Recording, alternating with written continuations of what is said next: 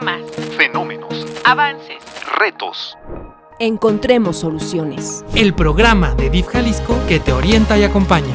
De corazón.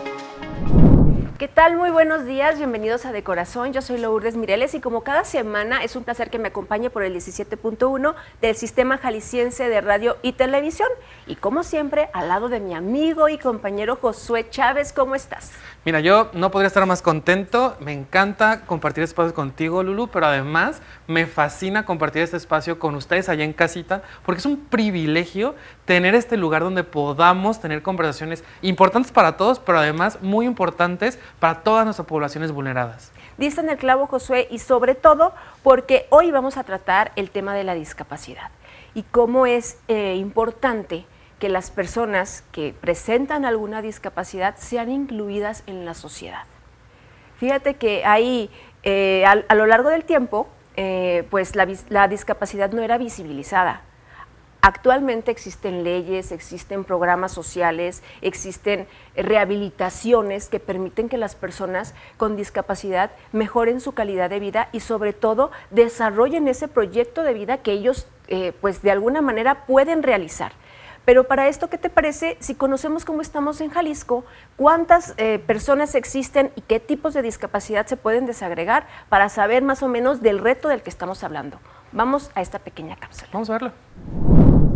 En Jalisco, según datos del Instituto de Información Estadística y Geográfica e INEGI 2020, el 15.2% de la población total del estado, equivalente a más de 1.200.000 personas, presentan alguna discapacidad o limitación, de las cuales 386.577 tienen discapacidad, 826.000 presentan distintas limitaciones y 109.590 problemas o condiciones mentales. El 53% de las personas con discapacidad residen fuera de la zona metropolitana de Guadalajara.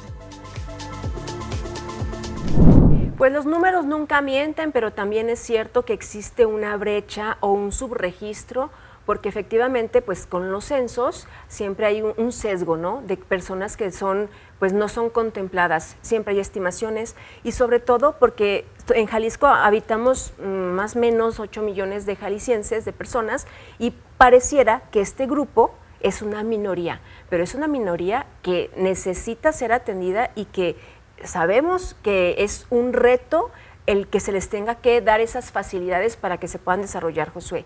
Y ya que estamos, ahora sí como dicen, en calor, en el desarrollo de este tema, pues va a la dinámica del reloj de arena. Y te voy a preguntar prácticamente, cuando yo te digo, ¿qué entiendes por una inclusión plena? ¿Qué se te viene a la mente?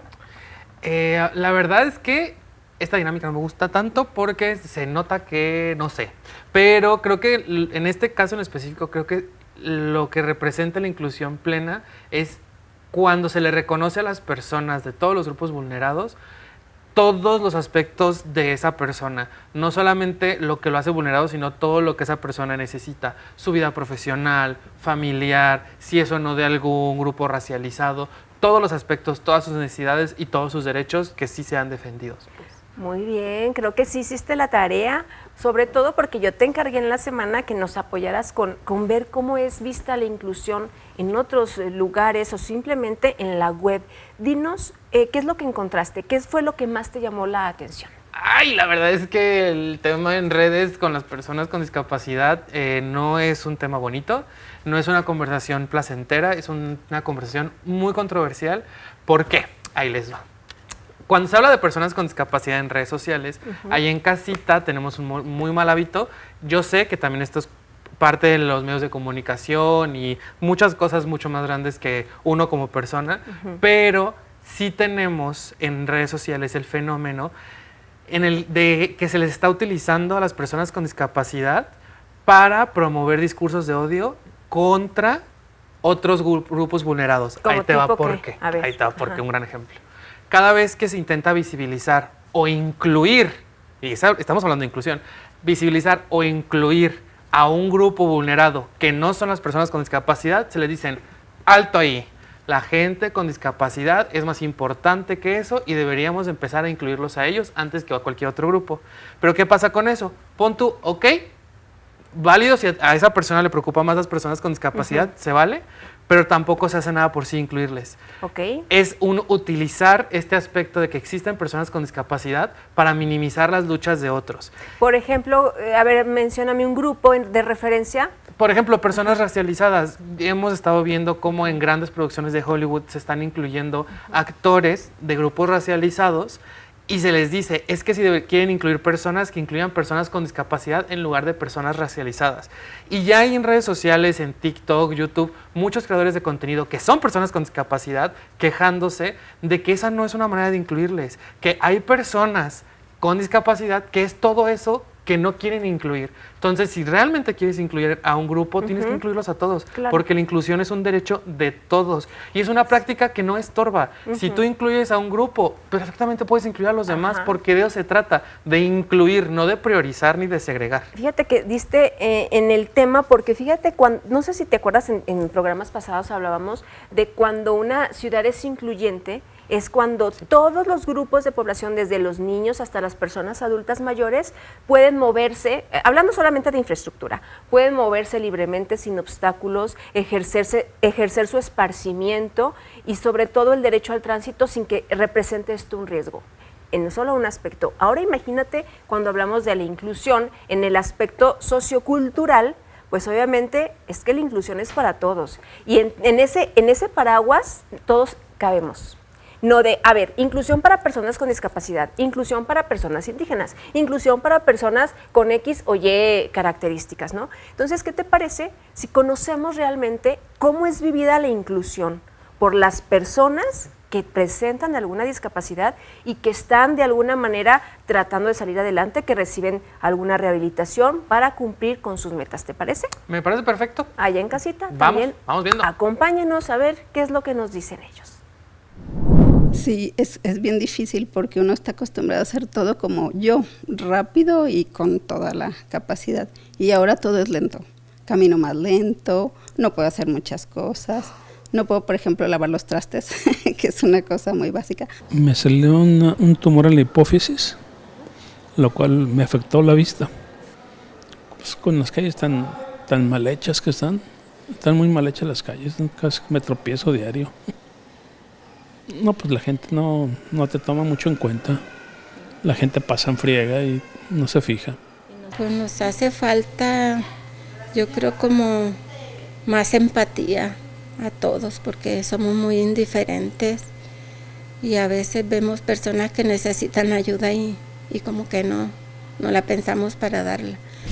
Pues vaya que sí, he estado aprendiendo muchísimo a ser más consciente con todas las personas y a saber por todo lo que pasan, todo lo que sufren, las discriminaciones, la falta de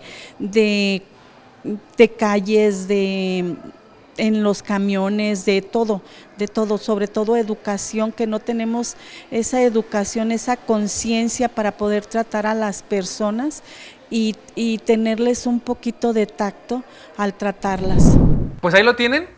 La verdad es que, como yo les decía, lo que no se nombra no se ve, y es así de importante escucharles a todas las personas con discapacidad, que son las primeras a las que les tenemos que consultar qué opinan de la atención que reciben y qué opinan de hacia dónde tendríamos que ir para incluirles de una mejor manera en nuestra sociedad.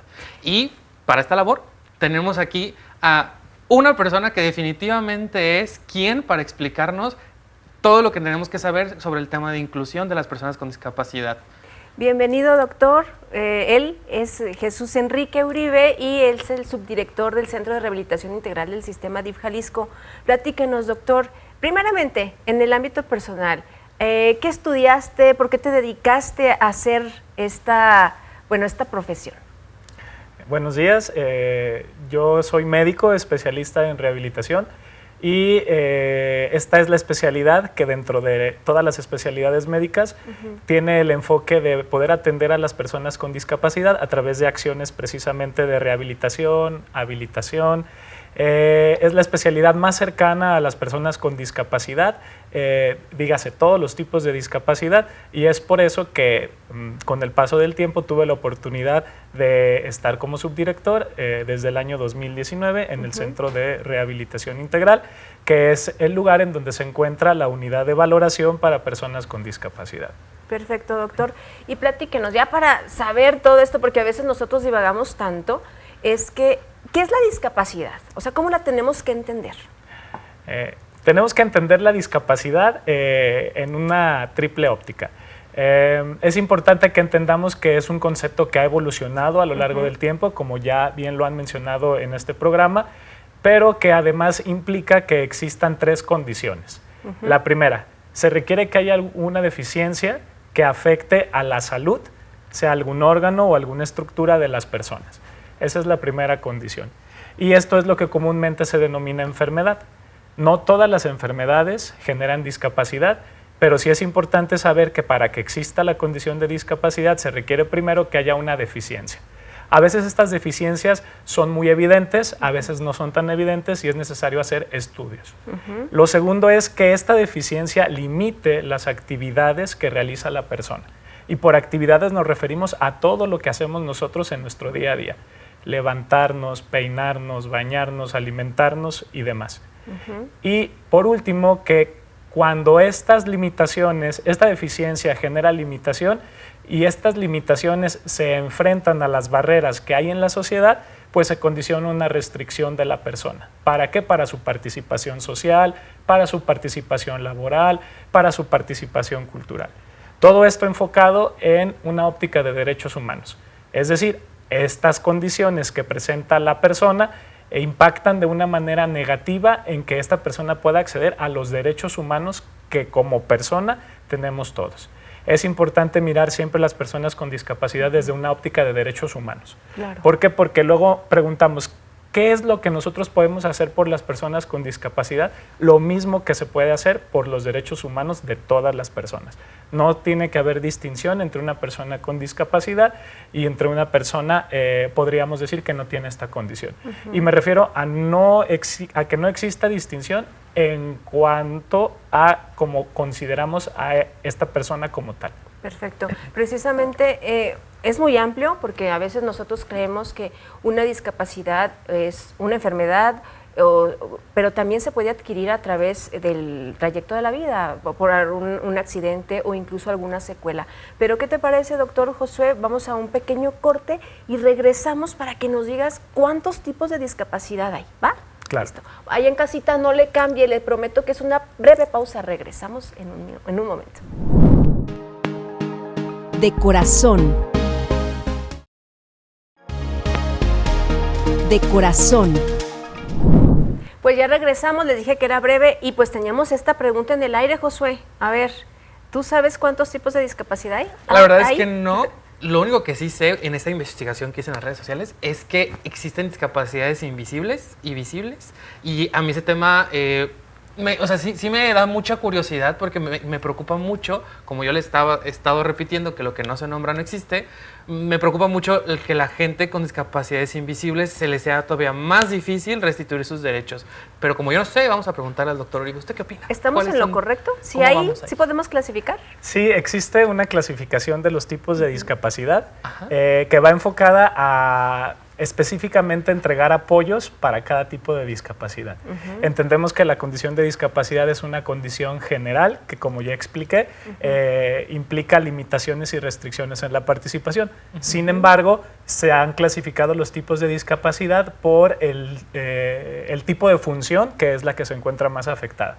Tenemos en primer lugar, y siempre en los porcentajes y en las estadísticas, es la que presentan más personas, es la discapacidad motora. Muy bien. La discapacidad motora es cuando existe deficiencia en alguna estructura o en alguna función del sistema nervioso o del sistema musculoesquelético, lo cual implica limitación para moverse, para caminar, para utilizar los músculos de una manera funcional.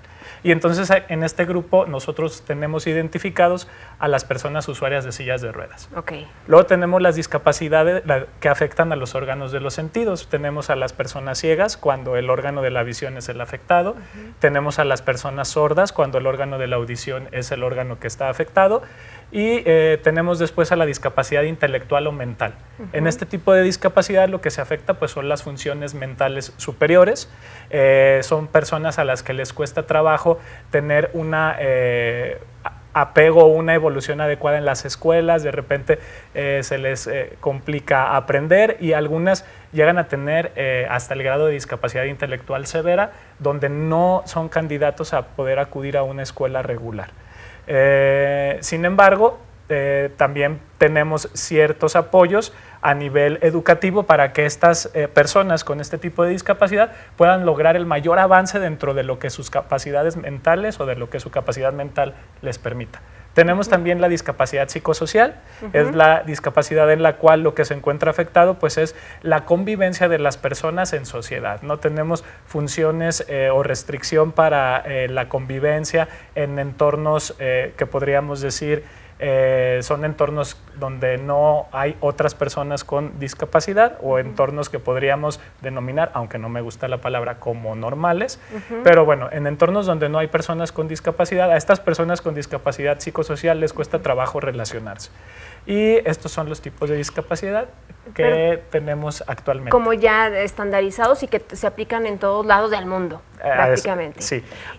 Aunque con el, perdón por interrumpir, aunque el tema de la discapacidad psicosocial es un tema un poco polémico, hay personas que sí aceptan este término como discapacidad psicosocial, hay también organizaciones de la sociedad civil que consideran que mejor debiera de aplicarse otro término, pero en la clasificación actual sí está considerada la discapacidad psicosocial. Pero por ejemplo, ¿cuál sería una característica de una persona con discapacidad psicosocial? Porque hemos hablado, por ejemplo, del autismo, que a lo mejor limita la socialización por ciertas condiciones del entorno o de la misma persona.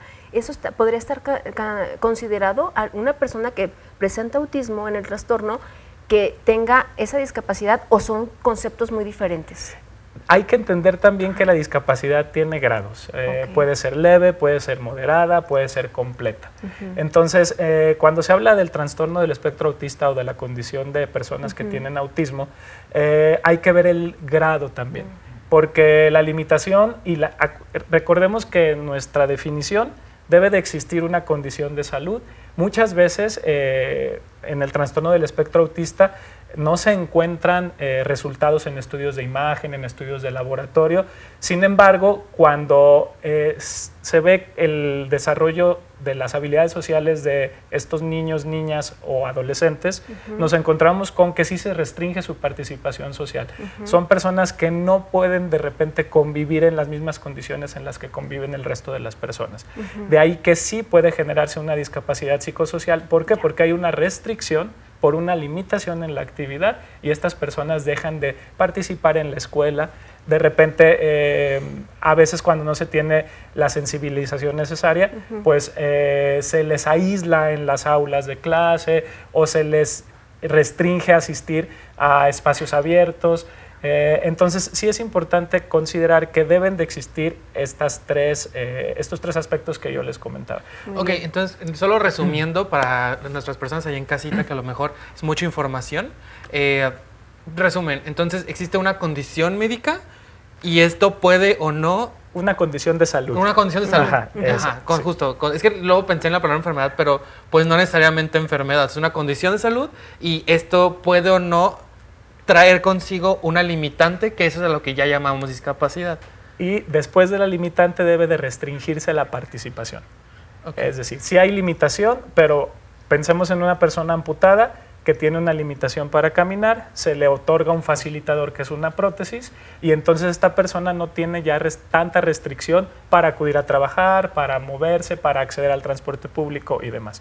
Debe de existir una condición de salud, que sea una deficiencia que afecte a algún órgano o alguna función, que se limite la actividad, las actividades de la vida diaria, pero que además, cuando se imponen barreras, se restrinja la participación de estas personas. Okay. Y de ahí la importancia, para todos los que nos escuchan, de que una persona que tenga o presente la discapacidad, ya sea congénita o adquirida por alguna situación, debe de hacerla válida, debe visibilizarla y precisamente de eso se trata, de que para nosotros incluir a este grupo como sociedad, la misma persona debe entrar en esa conciencia de que, ok, tengo esta discapacidad y esto lo avala. ¿Y a qué me refiero? Precisamente existe un documento que es el certificado de discapacidad.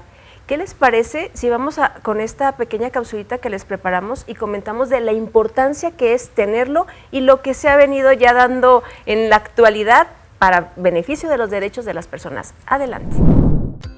Sabemos que se estuvo trabajando desde el 2018, la cual se concluyó y se aceptó el año pasado, que fue en el 2024. La gran ventaja de este certificado es que es un certificado nacional, al igual que es el certificado de nacimiento y los certificados de defunción. Entonces va a tener la misma validez a cualquier estado al que se vaya, porque realmente se están utilizando escalas que se manejan a nivel mundial y que ya no nada más va a ser el aspecto médico, que es la condición de salud o de función de la persona, sino que también lo que es la actividad, lo que la persona puede o no puede hacer y los aspectos sociales. Entonces ya engloba todos los aspectos biopsicosociales, evaluando dentro del certificado todo lo que pueden ser barreras o facilitadores, que son lo que suman o restan al grado de discapacidad.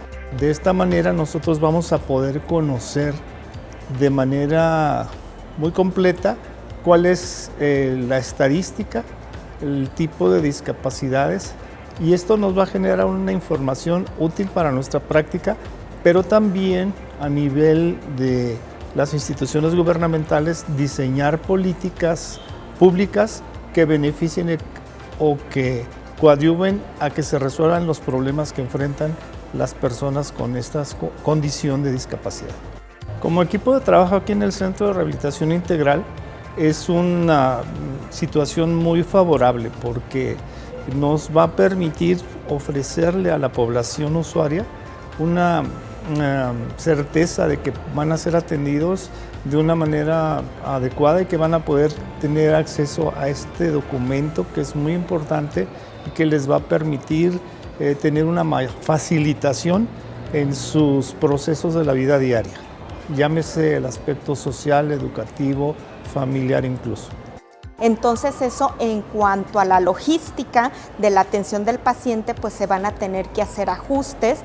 Al ser algo nuevo, pues al principio va a ser más lento y pues estar trabajando y adaptarnos nosotros como personal desde el administrativo, psicología, trabajo social y área médica, pues para poder emitir de manera adecuada esto. ¿Cuál es la gran ventaja de todo esto? Que pues podemos tener estadísticas a nivel nacional con el mismo instrumento de evaluación.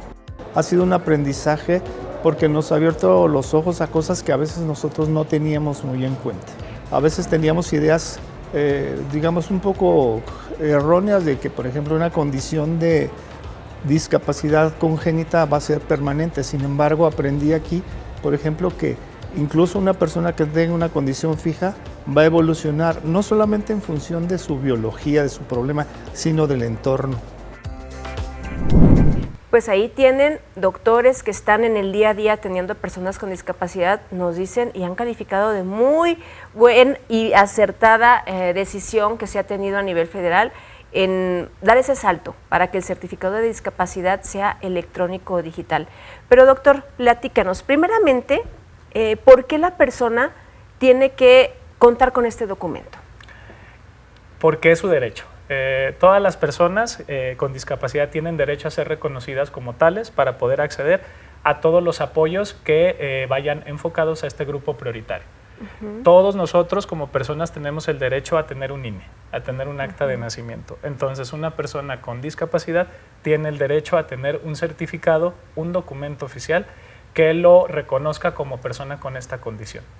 Es una identificación extra adicional, es solicitada. ¿Para qué es solicitada?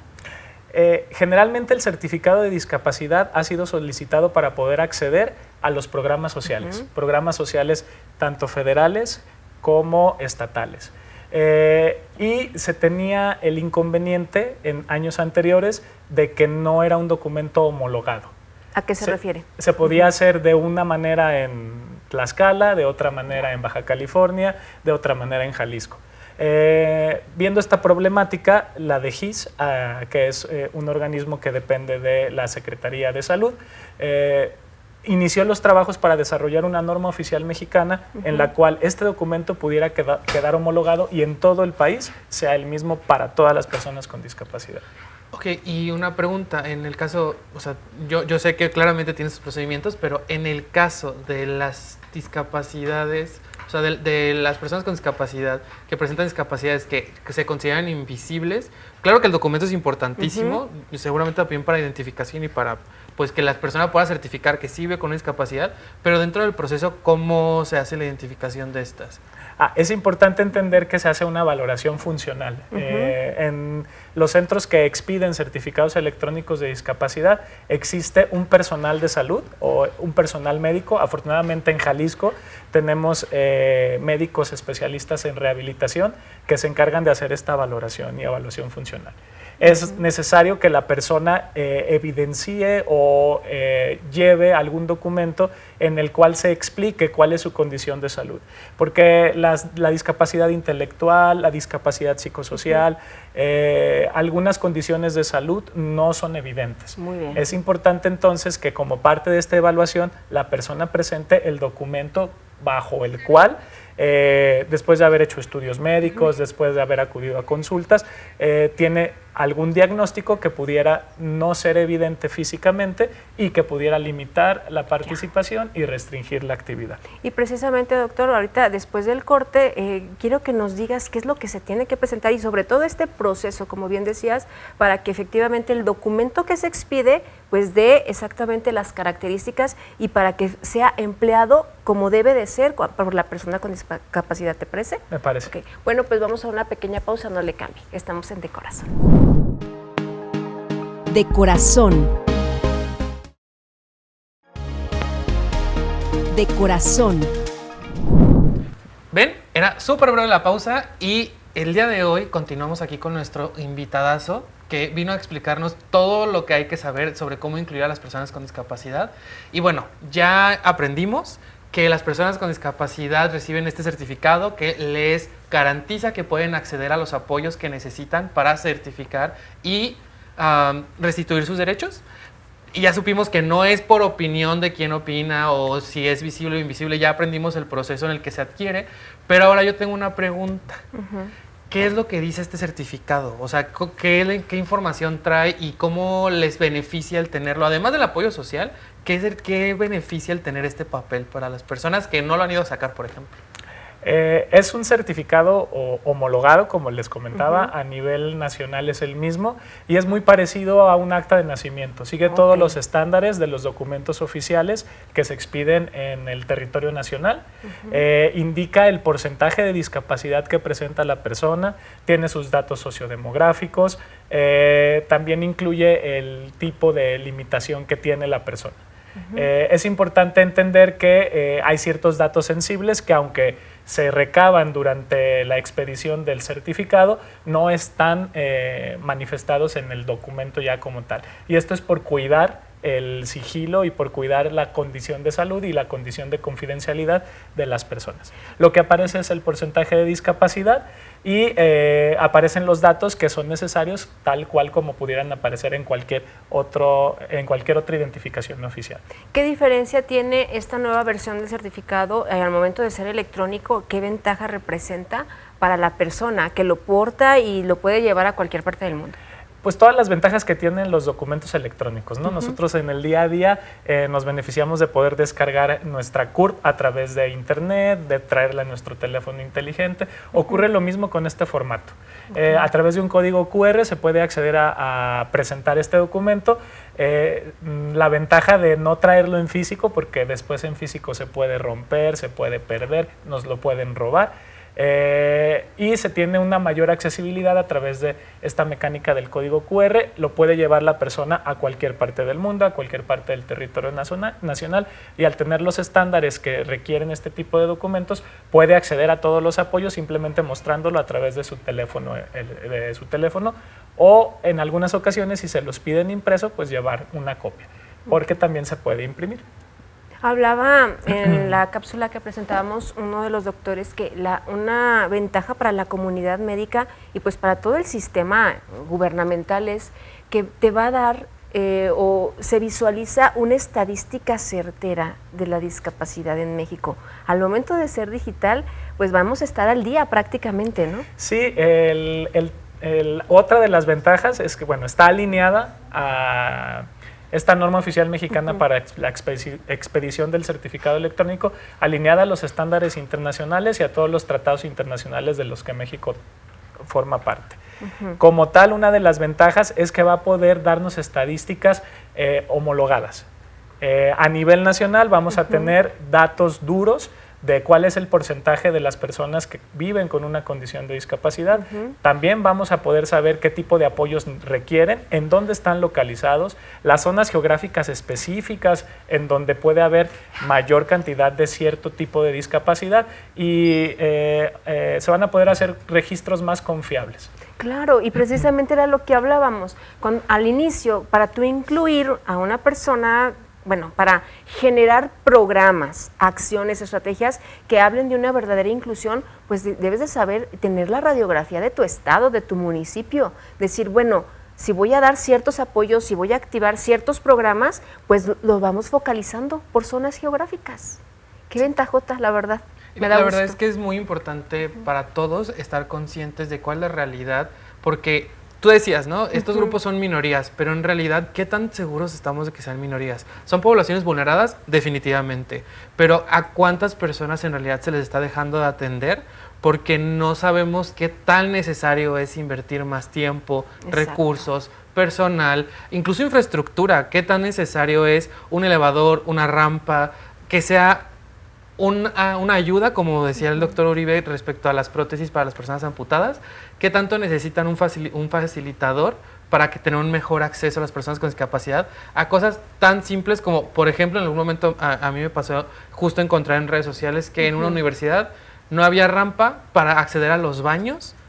Entonces había estudiantes con discapacidad motriz en esa universidad, no vamos a decir nombres, que ahorita ya no, pero no había manera que las personas con discapacidad de esa universidad pudieran acceder a los baños. Se tenían que aguantar hasta irse a su casa. Qué inhumano, la verdad. Exacto. Y la razón por la que nunca se invirtió en eso es porque la universidad no tenía idea si tenía o no tenía alumnos con discapacidad. Qué drástico. Y fíjate cómo a veces esos pequeños detalles hacen las grandes diferencias.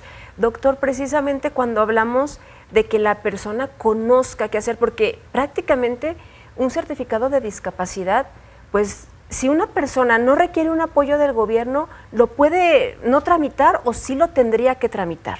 Es, como comentábamos, un derecho de las personas con discapacidad, máxime cuando son niños, niñas o adolescentes. Ahí ellas, al tener el derecho de ser reconocidas como personas con discapacidad, la obligación de tramitar este tipo de documentos recae en sus padres o en sus tutores.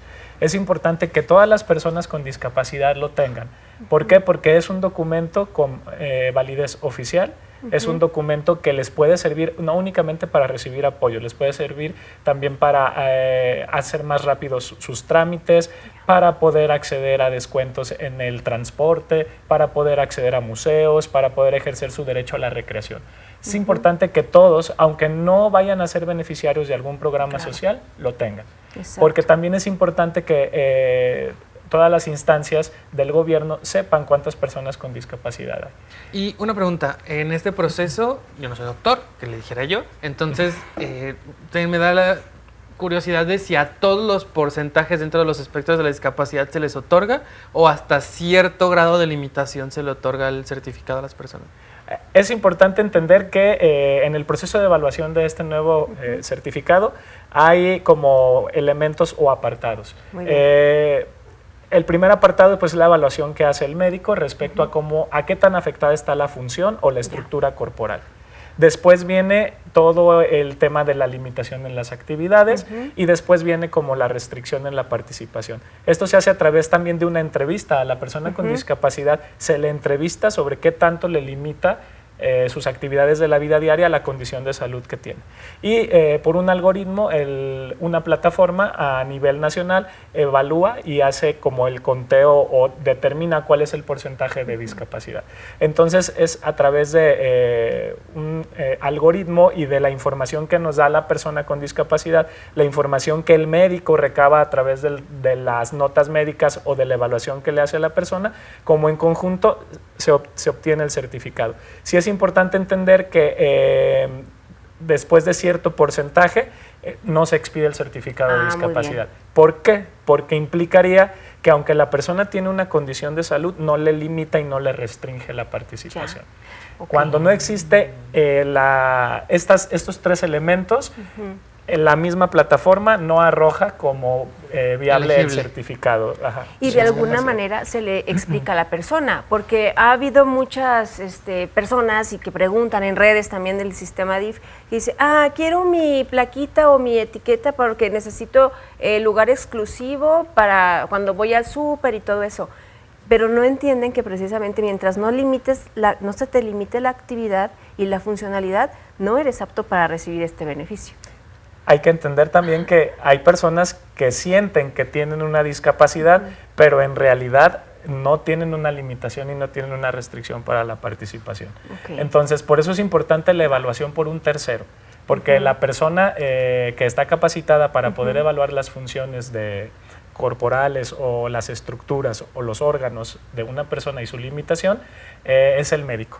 Entonces, por eso la misma norma menciona que debe de ser un profesional de la salud quien haga esta evaluación funcional del paciente, porque también pueden existir abusos. Sabemos que hay personas que pueden ir con el estandarte de tener una discapacidad para hacerse beneficiarios de algún apoyo, y aquí el impacto está en que otra persona que sí tiene una condición de discapacidad pueda no recibir un apoyo porque una persona que se siente o que entiende o cree que tiene una discapacidad, ganó este apoyo, ¿no? Podríamos decirlo, o lo... ¿Usurpó? ¿De alguna manera?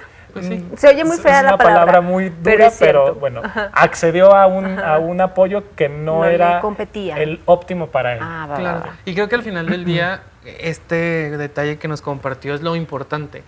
Tal vez existe una condición de salud, pero si esta condición de salud no te limita tu participación en la sociedad, entonces no hay necesidad de tener este certificado. O sea, no necesitas el apoyo para garantizar todavía más tu participación porque nadie te está deteniendo de alguna manera. Exactamente. Podríamos decir que no hay barreras que restrinjan la participación de esta persona en la sociedad, en el trabajo, en lo recreativo. Entonces no requiere ningún apoyo extra, no requiere ninguna medida o ningún ajuste, y entonces no tendría por qué tener un certificado de discapacidad la persona que no cumple con estas condiciones. Y menuda tarea van a tener los médicos, que como tú eres especialista en rehabilitación, pues para de alguna manera tratar de identificar quién sí es apto, apoyados de la plataforma que nos comentas, ¿no? De cómo la entrevista inicial, la valoración física y médica y aparte el respaldo que otro especialista da, pues para cruzar esta información y tener esa sensibilidad para explicarle a la persona, mira, por esto y por lo otro, tú no eres acreedor del certificado. Sin embargo, poder acercarlo a lo mejor a actividades que puedan mejorar su calidad de vida o cierto tipo de rehabilitaciones, ¿no? Para que ya no se sienta como excluido de esta atención. Sí, y es importante entender que el certificado es para discapacidad permanente. Muy bien. Podemos tener nosotros, todas las personas, todos los seres humanos, a lo largo de nuestra vida vamos en algún momento a tener alguna discapacidad temporal. Pensemos en una persona que tiene un dolor en la espalda baja, lumbalgia, y ese día no pudo ir al trabajo porque no se pudo mover. Entonces, en ese momento tiene una discapacidad temporal, pero con tratamiento, con rehabilitación, acudiendo al médico, quizás con alguna cirugía, y después de tener un proceso de rehabilitación, esta persona puede seguir yendo a trabajar, puede seguir yendo al cine, puede seguir yendo a votar, etc. Entonces, hay que entender muy bien que el certificado va dirigido a personas con discapacidad permanente. Perfecto, pues ahí lo tienen a todas las familias para que difundan esta información valiosa, pero vamos a la recta final de este programa donde vamos a conocer qué se necesita para tramitarlo a quienes ya no lo tengan y a dónde acudir. Vamos a una pausa. De corazón. De corazón. Pues ya regresamos y antes de despedirnos, doctor, hablamos de las ventajas del certificado de discapacidad. Ya sabemos que es el documento que por derecho una persona que la presenta debe tramitarlo sí o sí. Pero nos hablabas de algunos, los usos que se le da, porque pues para los acceder a programas sociales, pero realmente este documento también avala a la persona con discapacidad para ingresar a un empleo, a una empresa y decir, bueno, tengo esta discapacidad, pero soy funcional en muchas y tengo muchas habilidades. Sí, claro, hay empresas que tienen ciertas certificaciones y que son empresas denominadas socialmente responsables. Antes eran denominadas empresas incluyentes, que requieren de este documento para ellos poder justificar que dentro de su plantilla tienen cierta cantidad de personas con discapacidad laborando. Entonces sí es un documento que les puede servir a las personas con discapacidad para acceder a un empleo digno. Perfecto, y que tenga pues todos los mismos beneficios, ¿no? Sin distinción en la misma empresa. Hay que recordar que hablamos de derechos humanos y al hablar de derechos humanos no distinguimos entre derechos humanos de personas sin discapacidad y derechos humanos de personas con discapacidad. Perfecto. El derecho al empleo es un derecho de todos como seres humanos, máxime de las personas que tienen una discapacidad. Súper. Y hablábamos ya, platícanos ahora sí, para decirle en casita que tome una servilletita, un papel, una pluma, porque nos vas a decir qué se necesita. Y primeramente, ¿quién expide el documento? ¿En dónde se puede pues tramitar? ¿Y qué se tiene que llevar para que pues no ande a la vuelta y vuelta? Muy bien. El documento lo expide la OPD Servicios de Salud. Hay 4 centros, 4 CEBADESES, que son centros que expiden certificados electrónicos de discapacidad en el estado de Jalisco. Uno se encuentra en Ocotlán, otro se encuentra en Tlajumulco, otro se encuentra en Ciudad Guzmán y tenemos el que se encuentra en el Centro de Rehabilitación Integral. ¿Qué documentos tienen que presentar las personas? Hay que presentar original y copia de CURP, INE en caso de que la persona con discapacidad sea mayor de edad. Si la persona con discapacidad es menor de edad, se debe de presentar INE de madre, padre, tutor o cuidador. Cuidador si la persona es una persona totalmente dependiente. Hay que presentar también comprobante de domicilio no mayor a 3 meses y acta de nacimiento. Es importante que se presente un documento médico en el cual se especifique cuál es la condición de salud que tiene la persona. Y aquí sí es importante porque hay que distinguir que el documento va a depender de cada tipo de discapacidad. Si es, por ejemplo, una persona que tiene discapacidad visual, se debe de presentar un resumen por un médico oftalmólogo en el cual se especifique cuál es la agudeza visual de los 2 ojos. Es importante, cuando son órganos de los sentidos, tienen que estar afectados ambos órganos. Lo mismo ocurre con las personas sordas. Es importante presentar una audiometría hecha por un médico audiólogo que sea reciente. En el caso de las personas con discapacidad psicosocial, hay que presentar el resumen médico del psiquiatra, el neurólogo o la persona que esté tratando la condición de salud que tiene la persona. Si es una discapacidad intelectual, se requiere una prueba de valoración de coeficiente intelectual. Y si es una discapacidad motora, va a depender mucho del médico que esté tratando la patología o la enfermedad o la condición de salud que tenga la persona.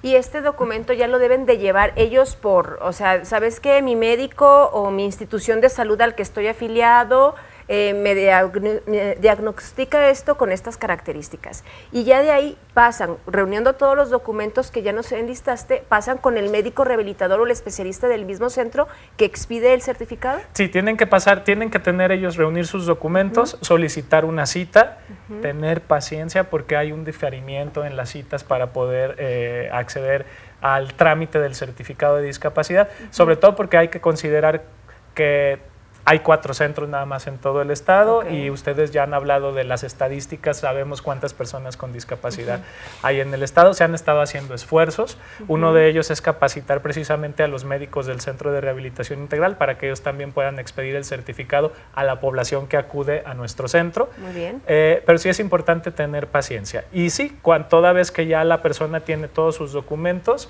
acude a la unidad en donde lo van a valorar, puede ser Ocotlán, puede ser Ciudad Guzmán, puede ser Tlajomulco o puede ser al Centro de Rehabilitación Integral, y ahí el médico va a cotejar los documentos, va a hacer una evaluación funcional de la persona, le van a hacer una entrevista a la persona para saber qué tanto se le limitan sus actividades, y finalmente todos los datos se van a analizar en la plataforma y se va a obtener o no el certificado de discapacidad. ¿Cuánto tiempo? Perdón.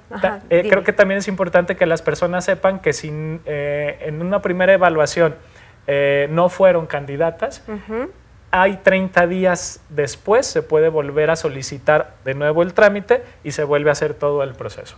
Pero ¿por qué podría ser no candidata? ¿Porque a lo mejor en el momento le faltó algo o porque realmente su limitación no es tan severa, por así llamarlo? Hay que recordar que, como les mencionaba, la discapacidad es un concepto en evolución. Okay. Y en una misma persona la discapacidad se puede manifestar con diferente severidad a lo largo de la vida.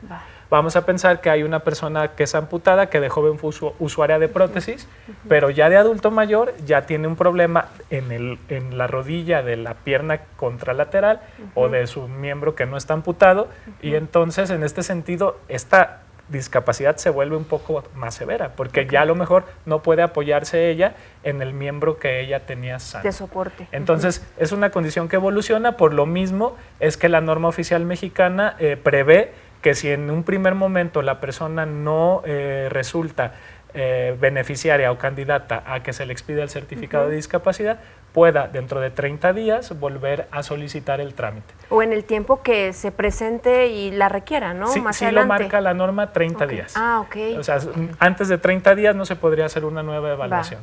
Okay. Pero también es importante porque se pueden rastrear personas que a lo mejor van en muchas ocasiones buscando el certificado de discapacidad y en realidad no tienen una discapacidad. Entonces todos los datos quedan guardados, quedan resguardados en una plataforma, y esta plataforma pues los arroja cada vez que la persona quiere hacer el trámite. En cualquier centro y en cualquier estado y en cualquier lugar del país. Y sobre todo es eso, o sea, ser conscientes, de alguna manera honestos, conscientes y entender el por qué no. Y esa es la parte que te decía hace un momento, el reto de esa sensibilidad del personal de salud y de los médicos que los van a estar tratando para explicarles estos alcances. ¿Cómo cuánto tiempo, doctor, una persona que ya hizo su cita vía telefónica, si es correcto? Una cita vía telefónica, vamos a pasar aquí los teléfonos de algunos de los centros y también del Centro de Rehabilitación Integral. ¿Cuánto tiempo se lleva todo este proceso ya cuando llegó al centro a la hora estipulada? Si llega con todos sus documentos completos, en menos de una hora se le entrega su certificado de discapacidad, y ese certificado se le entrega el mismo día. Perfecto. Siempre y cuando los documentos estén completos, estén actualizados, la persona pueda proporcionar las respuestas para la entrevista y se haga el proceso máximo una hora.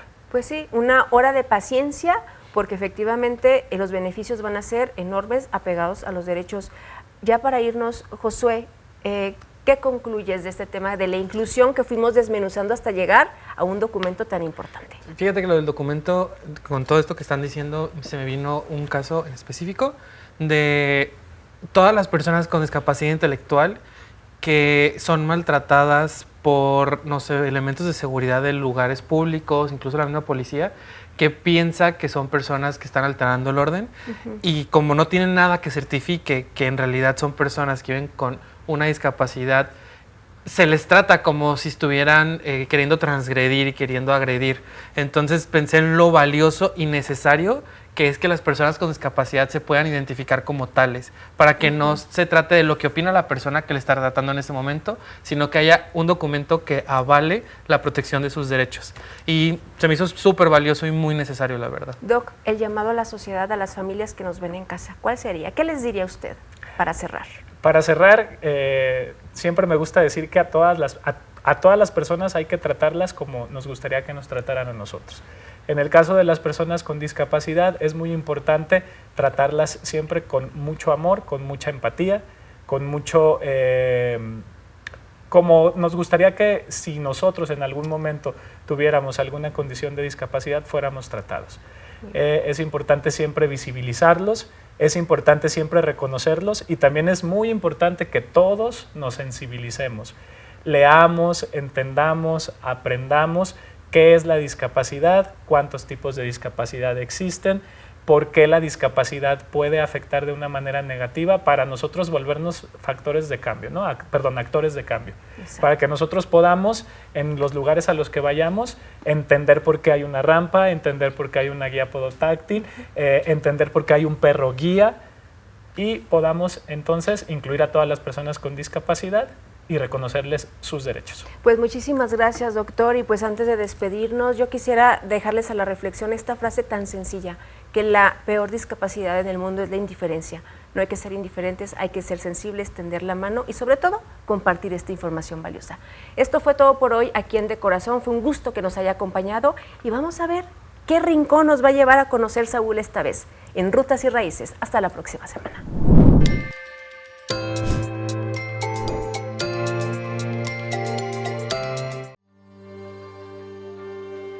A un costado de la majestuosa Basílica de Zapopan, bajo la custodia de la Orden Franciscana, nos encontramos un espacio que guarda la memoria viva de un pueblo que habita entre cumbres y sueños, el Museo Wixárika. Hoy recorremos este santuario cultural donde convergen arte, espiritualidad y resistencia milenaria de los Wixáritari, conocidos como los habitantes de la lejana Sierra de Bolaños.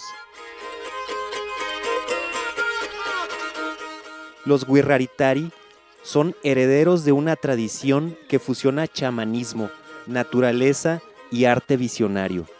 Su territorio sagrado se extiende desde el desierto de Wirikuta, donde recolectan el peyote para sus rituales, hasta las montañas de Jalisco y Nayarit. En la Sierra de Bolaños se preserva su gobierno autónomo y sus peregrinaciones ancestrales. Su arte no es solo belleza, es plegaria tejida en estambre y chaquira, un mapa de su cosmovisión.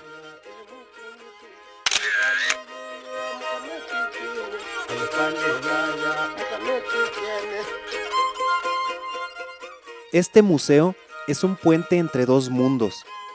En sus salas descubrimos desde instrumentos rituales hasta coloridas tablas de estambre que narran mitos fundacionales. Aquí, una máscara tallada representa el venado, mensajero de los dioses. Allá, un ojo de Dios protege el camino de los niños, pero la joya de la colección es la chaquira. Pequeñas cuentas de vidrio que, con cera y mucha paciencia, se transforman en jaguares, venados y serpientes de fuego.